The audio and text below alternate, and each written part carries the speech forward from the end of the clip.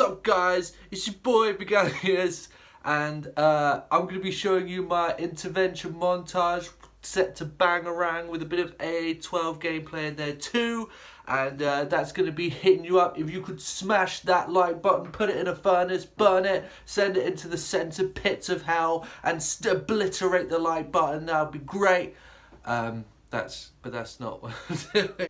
This is my top 15 Call of Duty games ever made, as someone who has played every single one, painstakingly put many hours of my life into each Call of Duty game ever made. As the title suggests, I will be ranking them from bottom to top, but these are entirely at my discretion. You have to bear in mind the fact that this is entirely opinion based, and that you're probably not going to agree with the exact 15 that I choose in the order that I choose them. I'm not going to be doing what people want to hear. This is genuinely from my experience how I would rank the Call of Duty games. So, disagree with me, it is healthy to do so, and if you would like, please leave your top 10 in the comment section so I can have a look at them and tell you how you're wrong. I'm not going to do that, it's because I'm a big pussy.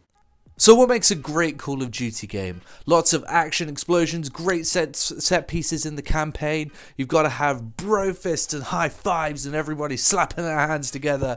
Guns that feel great to shoot. Great gameplay, but set pieces that mean something from characters that maybe aren't too complex or too, overly interesting, but still a great, fun, explosive campaign. And in regards to the multiplayer, it has to flow. It has to be a smooth, flowing gameplay that, again, isn't too complex. It's an arena shooter, but you still have to think about where you position yourself, what gun to take into the battle, where do I take cover, how quickly can I move into the situation, am I going to be fast, or anything like that. The game at number 15, Advanced Warfare, has none of this. It is void of everything that makes a good Call of Duty game. It was bland. It had the shoehorned in voice performance from the now sex offender Kevin Spacey. The campaign was just bland and boring and uninteresting. It was a story that I couldn't care about despite how much I tried to. And the multiplayer was just atrocious. The game looks terrible. It wasn't smooth at all. The guns weren't fun to shoot. The maps were just awful. And the whole multiplayer experience essentially just divulged into people holding back, strafe jumping left and right, and just completely being boring. And it was the multiplayer that I put the least amount of time into because I couldn't even stand it. Hey guys, people didn't like the exosuits and the advanced movement of Advanced Warfare, so where should we go from this, or what should we do with this? I know, let's just make it even worse. I'm gonna go do some cocaine. Black Ops 3 took all of the shit from Advanced Warfare and took it up a notch. Now, it wasn't as bad as Advanced Warfare, firstly because it wasn't the birth of the horrible advanced movement that killed Call of Duty for 3 games in a row, but it did still make everything even worse. They decided to fully adopt the Titanfall advanced movement and add wall running. Now, the campaign wasn't as bad despite being way too absurd and going way too complex with things with characters that you just simply don't give a shit about. But the set pieces were okay, and the guns are a little bit more fun to shoot than in Advanced Warfare, and the graphics aren't so terrible. But the maps are still awful. They were far too small. The biggest issue with Black Ops 3 were the maps were far too small for the advanced movement, especially when they extended the advanced movement to wall running and just flying around. And what happened there was multiplayer divulged into a matter of, I'm about to shoot someone, I've got the drop on them, I'm going to get them, oh, they flew off. And number 13. It's a very close one between this and Black Ops 3 because they're essentially the same game, multiplayer-wise. But it does pit the post and go slightly ahead of Black Ops 3, firstly because I thought it had a better campaign. The campaign was more interesting and fleshed out, and it didn't kind of hide behind, oh, we're futuristic. And I know it's 3 years in a row of advanced movement, But luckily this time around, the game finally feels as though it was built around advanced movement rather than just shoehorning it in like they did with Black Ops 3. The maps do feel as though they cater to advanced movement more than they did in Black Ops 3, and the gameplay as a result feels a little smoother and it flows better than it does in Black Ops 3. Now, do not tell me, and this applies to Black Ops 3 as well, please do not tell me, oh, but they were already in development. They were already in development with advanced movement, so of course they had to carry on. There was nothing they could do. The thing you can do is not release a shitty game that no one's going to like. Activision aren't legally obliged to release a game every year. They just do it for profit and to keep shareholders happy or whatever. So, Infinite Warfare was the most, look, we're still making a game in the series, I think. Well, that and one that we're about to see coming up now. At number 12, it's Ghosts. Okay, as I said, the last one could be considered the most we're still making games, I promise game. Behind this one, Call of Duty Ghosts purely existed for Infinity War to say, hey, we're still making video games. It was the most just needless title. The campaign was okay. The campaign was actually fairly reasonable and it was quite fun. I'm not into the whole sort of pseudo post-apocalyptic kind of post-war sort of environment. I thought it was okay. It was not refreshing at all. The gunplay was bad. I really didn't like the way that the guns felt to shoot, and I really didn't like the way that the guns were modeled. The graphics were just atrocious again. The maps were too big. It did take too long to level up, and I didn't like the gunplay as a whole. At 11, the revitalization of Call of Duty for me. This was the game that brought things back a little. Now, there's a game higher up in the list that was the pivot moment. The moment in the triangle where everything just kind of slipped back down again, didn't slip back down, but slipped down and resulted in the bottom three that we've seen there and Ghosts. World War II was a game that kind of brought things back to where they needed to be. The game itself was fairly uneventful and a bit of a, it is what it is. There's nothing really remarkable about this game. But what it did for the series was great, and it was a fun multiplayer experience. I prestiged for the first time since Ghosts, and I actually put some time into the multiplayer, and I played through the campaign, which was actually great. The campaign was fun. It had a fairly reasonable story. Again, it wasn't overly innovative. They added the health packs, which was cool. But yeah, it was good, not amazing. But it wasn't atrocious, and it was the first time since Ghost that the multiplayer was actually playable, and it was the first time since, well, I'm not going to get into exactly what games, but since for a long time that Call of Duty was actually kind of interesting, and you could use tactics again, you could hide behind things again, you could take cover again, and all of this.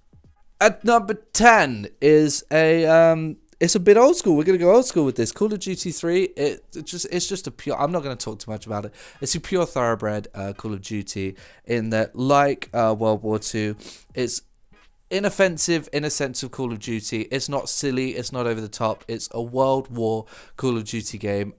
It wasn't the best of the original trilogy because it just, I don't know, it didn't feel, it didn't have some of the impactful moments that I thought the other two had. But it was still just a pure Call of Duty experience. You run through the campaign, you can play some multiplayer if you want, and it's not a non-game. It did a lot to push the series forward, maybe not a lot, but a bit to push, like graphically and environmentally and things like that. Call of Duty 1, where everything began, is number 9. This is the birth of Call of Duty before everything exploded into what it was. It's a fairly fun Medal of Honor clone, and it was just sort of a world war. You play through, you have fun with the campaign, and I do miss Call of Duty games like this, and just games in general where you just kind of, you move through and you have a good time, and you just experience the campaign.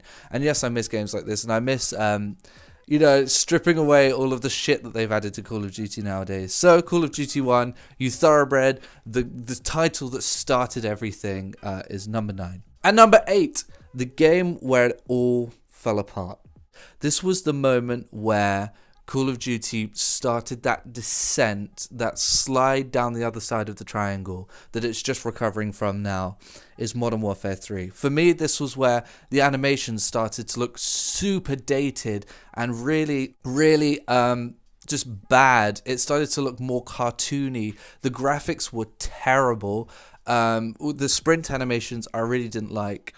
The multiplayer map seemed less environmentally interesting than its predecessors, and the gameplay itself just felt like they had sacrificed the flow, the smoothness of Call of Duty for something more akin to like just something fast and something you can pick up and play quickly.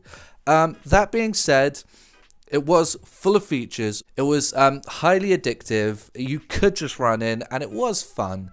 There were moments where it was fun, despite the presentation of the game being atrocious. The campaign was great, and the multiplayer was a fun multiplayer experience, despite being bad. So it's like a Fast and Furious movie. It's fun but bad. At number 7, it's the new kid. That's so sad. Black Ops 4 is where I think that they've started to pick things up again. World War II was when they recovered. Black Ops 4, I think, is a return to form. It feels great to play again. I'm ignoring the fact that there's the lack of content. I think that's terrible.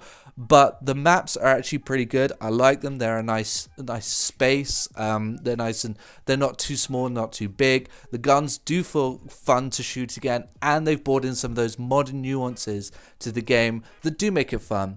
Server issues and things like that aside, this does feel like a return to form for Call of Duty. Not just a recovery that World War II was. So hopefully we can continue on the trajectory that we're at and continue to get good feeling Call of Duty games. Call of Duty games where the guns feel fun to shoot, where the environments are fun to play in, and where you can, because once again, you can take cover behind things. You can consider your positioning, but you can also slide in and get yourself into a better position. It's a blend of old and new, and it's great. At number 6, it's a brilliant campaign. Call of Duty 2 has one of my favorite Call of Duty campaigns. It's just brilliant. It's just a fantastic campaign. The multiplayer I can take or leave. It was just kind of, it wasn't a big deal. But the campaign was great. I remember one moment when I'm walking through the trench and this tank comes over, above me, and it's just this roaring figure. And luckily I played it on veteran first time, which made it more interesting. I recommend, if you haven't yet, go out and play the Call of Duty 2 campaign because it's fantastic. It really does feel great to play. And number 5, this is where I'm going to get crucified. Black Ops 2, many people's number 1, but seriously, come on guys, calm down, stop letting nostalgia getting in your way. Black Ops 2 was a fun multiplayer experience. It was better than Modern Warfare 3, but similar in many ways. It did sacrifice flow and quality for something that's fast and accessible, but it was chopped full of features. It was very heavy, very feature rich, despite the fact that the guns didn't feel very heavy. And I like transit, and I like the zombies personally. And they did do a lot with it. The campaign was great. It was great fun. And going through the different eras, I thought was fantastic too. And the maps were pretty good. There were some throwaway, forgettable maps, but aren't there always in Call of Duty? But there were some great ones. And the gameplay was ultimately fun, and I would say more so than Modern Warfare 3. It felt like, how I feel about Modern Warfare 3, extended. It was more fun, but actually the quality was a little bit better. The quality was better. But Black Ops 2, great, but not amazing. Speaking of amazing, World at War. I would say that World at War is the campaign that I'm more excited about than Call of Duty 2, actually, because World at War was a fantastic, beautiful, cinematic, gritty, huge feeling campaign. It really was a fantastic campaign, and you move through it with your teammates and you slug through, and then you get that ending with the flag, spoiler alert, with the flag where you just plant it down. It was tremendous. The multiplayer was great. It was basically a Call of Duty 4 skin excuse me, skin and police cars going by.